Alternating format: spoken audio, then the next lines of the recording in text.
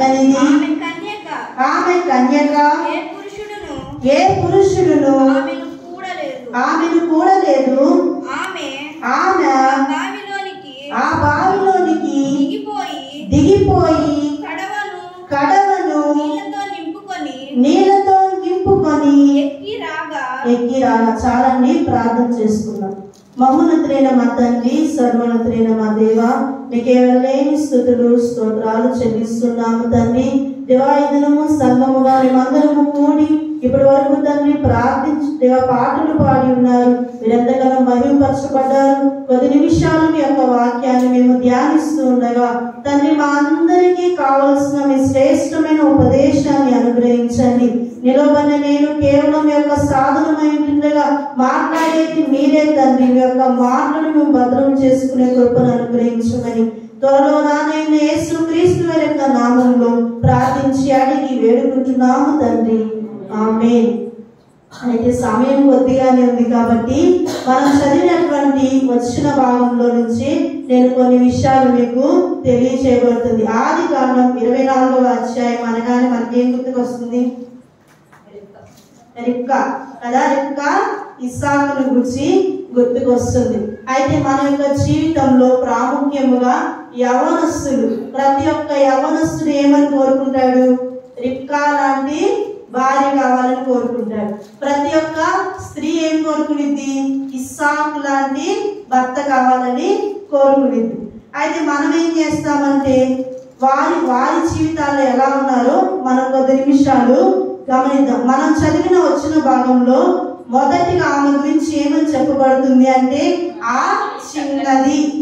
చిన్నది అంటే ఏంటి? చిన్నమ్మాయ కదా, చిన్నది. ఆమె చిన్నదంటే రిబ్కా ఏమో చాలా పెద్దవాడు, చిన్న అమ్మాయిని తీసుకెళ్లి వివాహం చేశారా? కాదు. చిన్నది అంటే ఆమె యొక్క తగ్గింపు. రిబ్కా తగ్గింపు అనేటువంటి స్వభావాన్ని కలిగి ఉంది. రెండవది చక్కనిది. చక్కనిది అంటే ఆమె బాహ్యంగానే కాదు, అంతరంగికంగా కూడా మిక్కిలి చక్కనిది. ఒక సరి అయిన క్రమమైనటువంటి జీవితాన్ని కలిగినటువంటిది. మూడవది కన్యక. కన్యక అనేటువంటి వర్డ్ ఎందుకు వచ్చిందంటే ఆమె పరిశుద్ధురాలు, చక్కని ప్రవర్తన కలిగినటువంటిది. నాలుగవదిగా మనం ముందుకు కొనసాగినట్లయితే తర్వాత వచనాన్ని చదువుదామా? 17వ వచనం. ఆ సేవకుడు ఆమెను ఎదుర్కొనుటకు పరుగెత్తి నీ కడవలో నీళ్లు కొంచెము దయచేసి నన్ను త్రాగనిమ్మని అడిగాను. అందుకామె అయ్యా త్రాగమని చెప్పి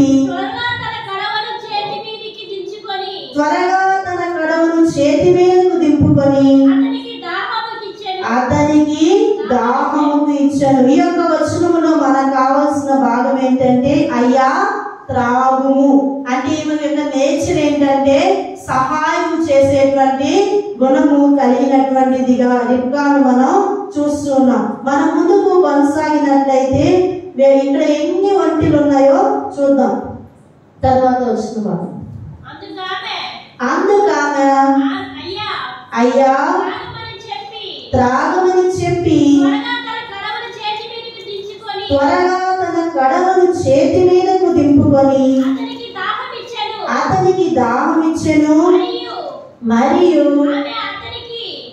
ఆమె అతనికి దాహం ఇచ్చిన తరువాత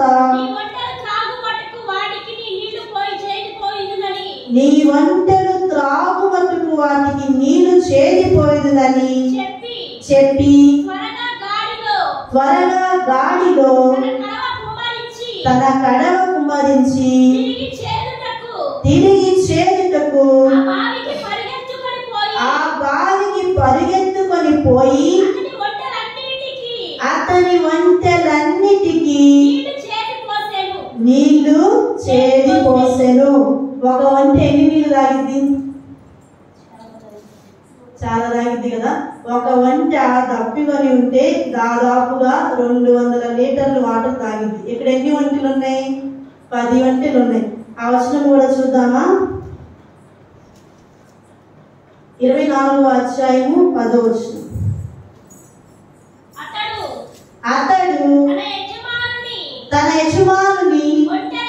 వంటలలో 10 వంటలను.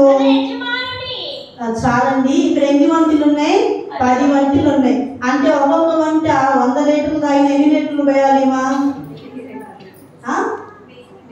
లీటర్లు పోయాలి. ఒకవేళ 200 తాగితే 2000 లీటర్లు పోయాలి. అంటే ఆమె ఒక కడవ 20 లీటర్లు పట్టింది అనుకోండి. ఆమె ఎన్నిసార్లు కిందకి వెళ్ళి, ఆ బావి ఎలా ఉంటుంది? స్టెప్స్ కలిగి ఉంటుంది, మెట్లు ఉంటాయి. అంటే కింద దాకా వెళ్ళాలి, నీళ్లు తీసుకోవాలి, మరలా పైకి రావాలి, మరలా ఒంటికి పోయాలి, మరలా వెళ్ళాలి. అంటే ఈమె యొక్క జీవితంలో మనం ఏం చూస్తున్నామంటే ఆమెకున్న గుణం ఏమిటి అంటే కష్టపడే స్వభావం కలిగింది, దయ కలిగినటువంటిది. ఇంకా ఏం చూస్తున్నామంటే ఆమె పనిని పూర్తి చేసేటువంటిది. పనిని అందరూ కూడా ప్రారంభిస్తారు, కానీ రిబ్కా యొక్క జీవితంలో రిబ్కా ఏం చేస్తుంది? ఆ పని పూర్తి అయ్యేంత వరకు చేస్తుంది. మనమైతే ఏమంటాం? కొంతమంది ఏం చెప్తారంటే అదంతా పని చేసేస్తాం అంటారు, కానీ స్టార్ట్ చేయడం బాగానే చేస్తారు, కానీ మధ్యలో ఆగిపోతారు. కానీ రిబ్కా ఏం చేసింది? చివరి వరకు కూడా ఆ పనిని కంప్లీట్ చేసేటువంటి స్వభావాన్ని రిబ్కా కలిగి ఉంది. మరొక వచ్చిన భాగం ముందుకు కొనసాగినట్లయితే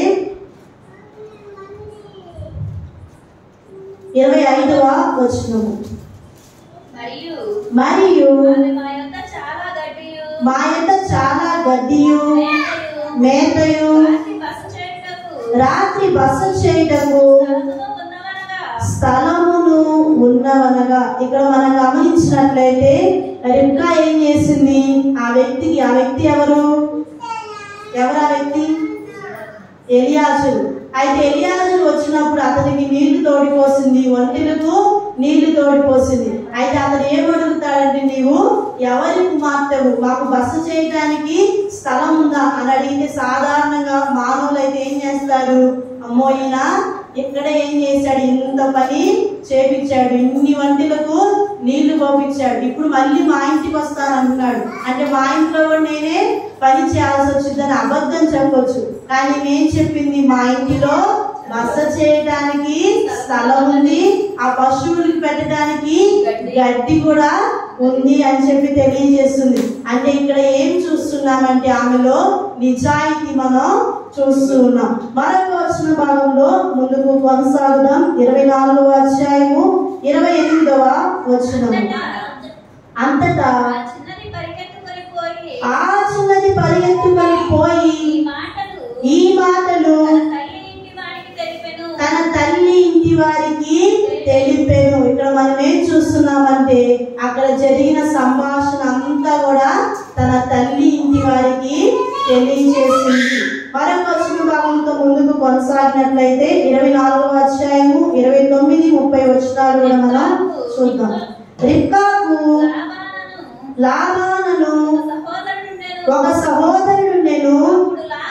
అప్పుడు లాబాను ఆ బావి దగ్గర వెలుపటనున్న ఆ మనుష్యుని యొద్దకు పరుగెత్తుకొని పోయెను. అతడు ముక్కు కమ్మిని తన సహోదరి చేతిలోనున్న ఆ కడియములను చూచి ఆ మనుష్యుడు నాతో ఇలాగ మాట్లాడానని తన సహోదరి అయినా రిబ్కా చెప్పిన మాటలు విన్నాడు. ఇక్కడ మనం గమనించినట్లయితే లాబాను ఏమైనా అడిగాడా? నీకు ముక్కు కమ్మ ఎక్కడిది, నీకు చేతికున్న కడియాలు ఎక్కడివి అని అడగలేదు. అతను ఏమయ్యాడు? అతను రిబ్కా నీళ్ళ దగ్గరికి వెళ్ళి వచ్చినప్పుడు లాబాను ఎదురుపడ్డాడు. చూడగానే అతని చెల్లి కావచ్చు, అక్క కావచ్చు, ఏం కనిపించింది? ఆ ముఖంలో ముక్కు కూడా కొత్తగా ఉంది, చేతికి 2 కడియాలు ఉన్నాయి. అయితే ఈ చేతి కడియాలు ముక్కు కమ్మిన అట్లా చూశాడు. చూడగానే ఏం చేశాడు? రిబ్కా ఏం చెప్పింది? మామూలుగా సహోదరులు ఏం చేస్తారు? మీ బ్రదర్స్ ఎవరైనా చేశారు అట్లాగా? ఏదైనా కొత్త వస్తువు ఉందనుకో, మా తమ్ముడు అయితే చిన్నప్పుడు చున్నీ వేసుకోలేదు అనుకో, ఇట్లా వాళ్ళకి ఇట్లా అంటాడు. అంటే ఏం చున్నీ వేసుకో. ఎవరైనా వాళ్ళ ఫ్రెండ్స్ వచ్చారనుకో, చిన్నప్పటి నుంచి ఎవరైనా వాళ్ళ ఫ్రెండ్స్ వచ్చారనుకోండి, బాయ్స్ ఎవరైనా వస్తే ఇట్లా అంటాడు. అంటే నువ్వు లోపలికి వెళ్ళిపో. అలాగా సహోదరికి ఏం చేస్తారు?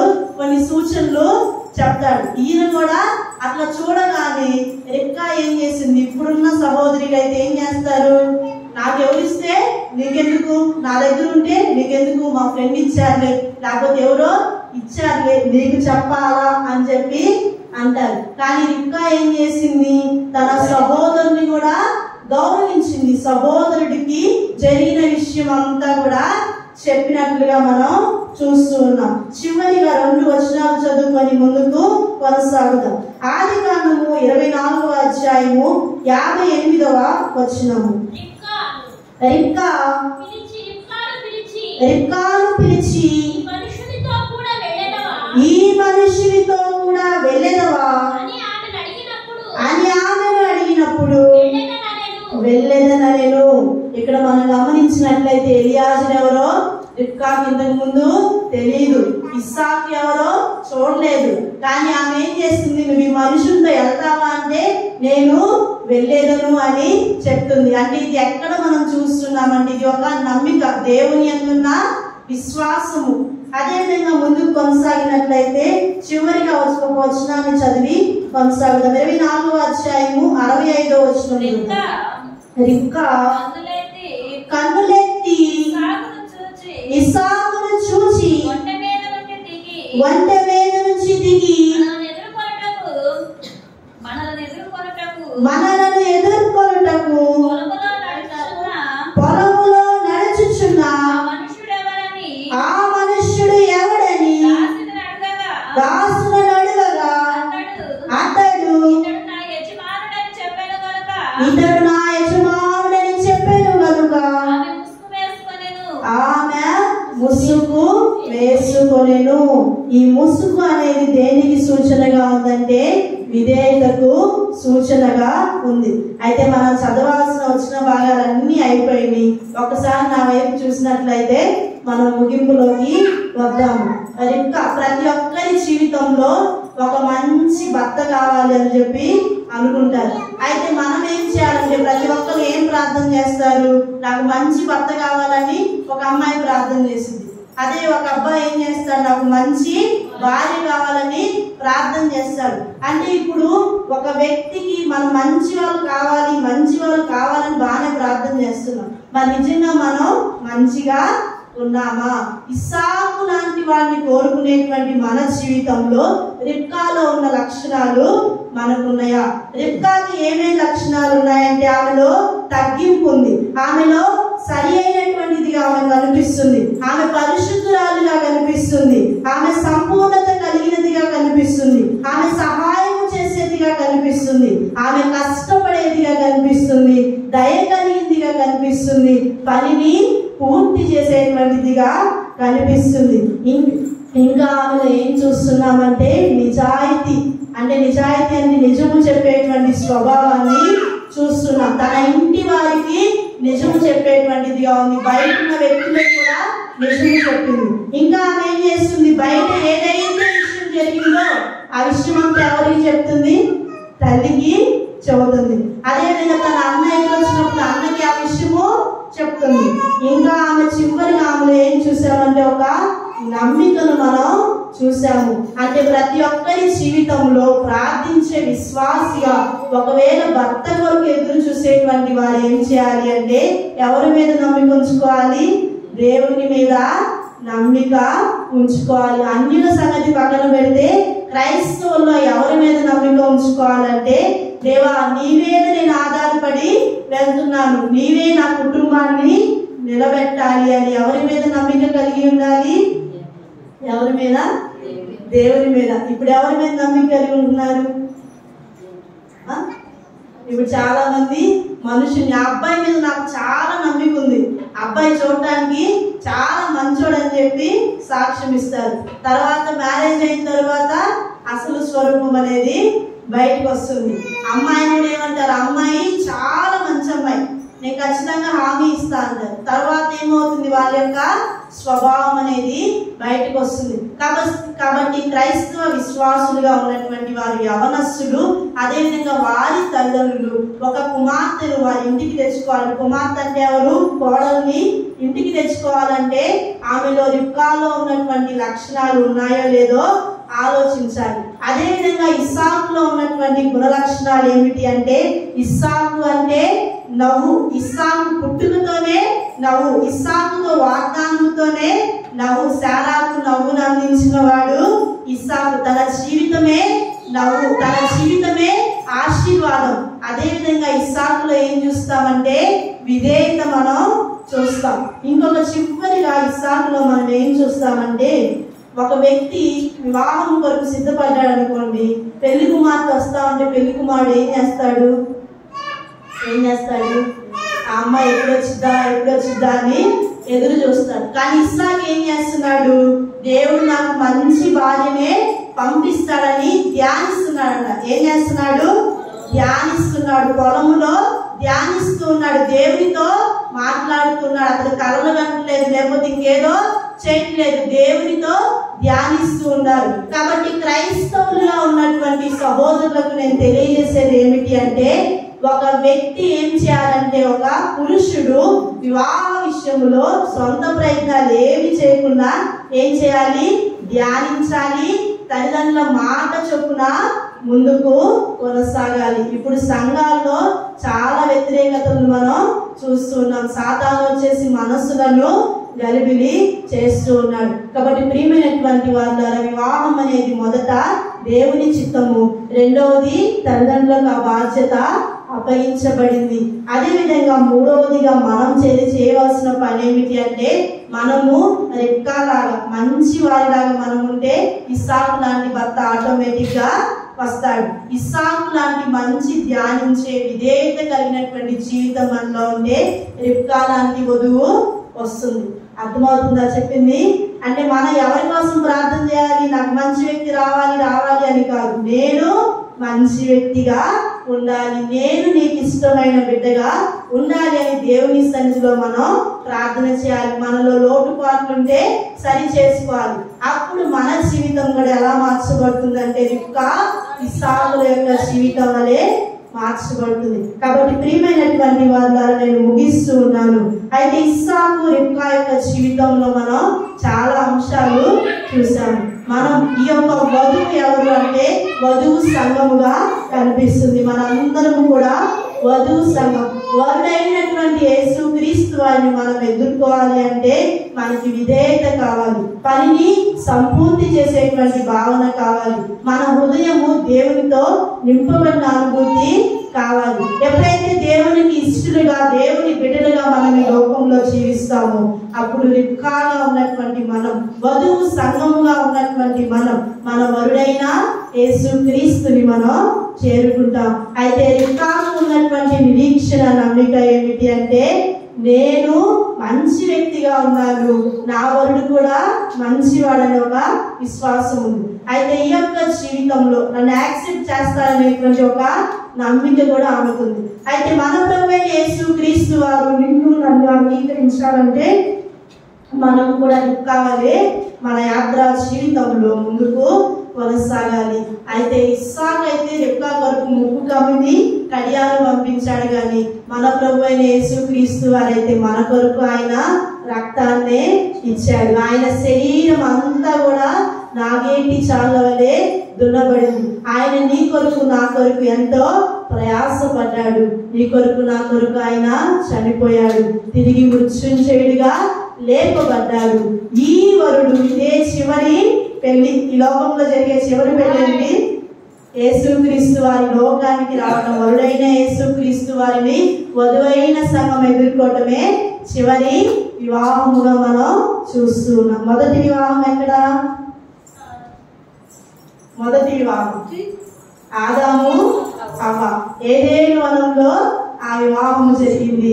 అయితే ఈ చివరి వివాహం మన ప్రభువైన యేసుక్రీస్తు వారు, వరుడైన యేసుక్రీస్తు వారిని ఎదుర్కోవటానికి మనం శ్రేష్టమైన వధువు వలె, రిబ్కా వలె మన యొక్క జీవితంలో సిద్ధపాటు అనుభవాన్ని కలిగి, నా ప్రభువు నన్ను పరలోక రాజ్యములో చేర్చుకున్నాడు.